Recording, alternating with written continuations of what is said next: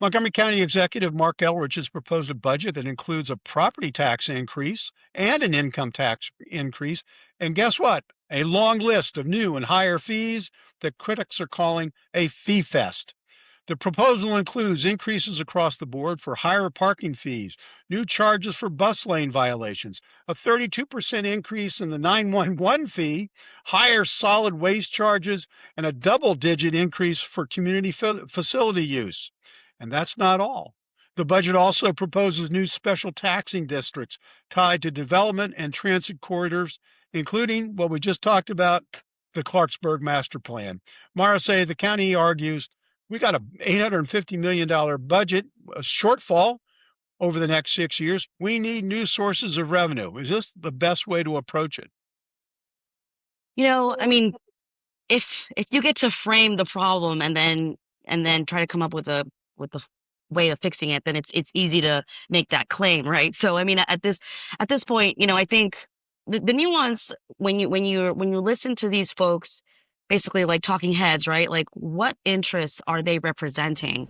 It's an election year, so the teachers are going to want all their needs to be met, all of their salary increases, whatever they're asking for. And so you can see the difference between what the executive is saying, so what Marc is saying, and then now what the county council has to kind of counterbalance. And it's so interesting because individuals on that county council who were basically helped to get elected by the teachers, now they're having to really show their true values. And so it's just interesting because nobody wants to raise taxes. Like, let's be honest, okay? Even as a Democrat, like, nobody wants to raise taxes. But at the end of the day, we do value our schools. We value the services that we want to provide, et cetera. I don't have a problem with increases in fees at all.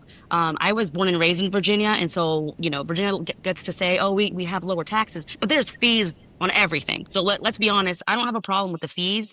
But, as a homeowner, this 6% interest on properties, it's going to make it less and less accessible for young families, millennials, to really have access to property ownership, which we understand is the number one way for people to move out of, to go up in the social mobility, basically, or to transfer generational wealth, for example. That's the easiest way. So, I do see that as problematic, but I also understand that we are facing huge shortfalls. And like I said, I mentioned I don't have a problem with the fee increases, but I do see problematic all the different tax proposals that there are. Well, let's see what Jackie has to say. Jackie, you look at this budget, higher property taxes, higher income taxes, and then the layering on of dozens of fees. At what point does this stop being responsible and the voters start pushing back? Well, to the first half of your question, the answer is several years ago.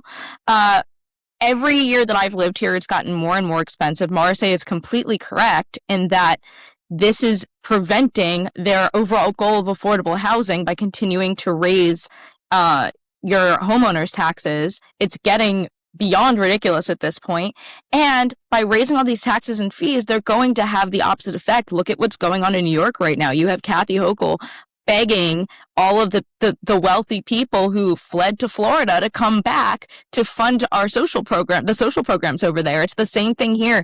If you continue to tax people out of living here, they're going to leave. And then that tax burden is going to fall on the middle and lower classes, and the people who can leave are going to continue to leave. You cannot tax your way out of a deficit. And that's true at the state level as well. They're doing the same thing, and they try to say we're not raising taxes, but then they push it off on the counties, and that's why we're seeing what we're seeing now, so that Governor Moore can claim he didn't raise your taxes and the legislature can claim they didn't raise your taxes, but really they did, just in a roundabout way.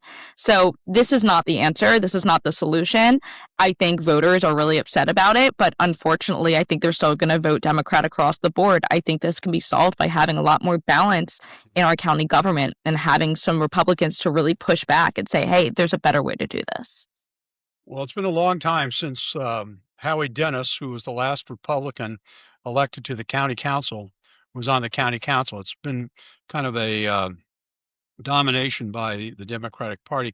But Marice, one of the things, they talk about these special taxing districts. My office has been in the White Flint taxing development zone, whatever they want to call it, for the last 20 years. And let me just tell you, it's produced bupkis. It has produced nothing during those 20 years. I mean, the Montgomery Rockville Pike is just as congested as it always has been. Nicholson Lane is just as congested as it always has been. All we've added is we've torn down a mall, and we got a big ugly 40 acres of rubble. So that's what this special taxing district has produced. That's what I'm concerned about. So is the county? I mean, you mentioned the fact that it's an election year.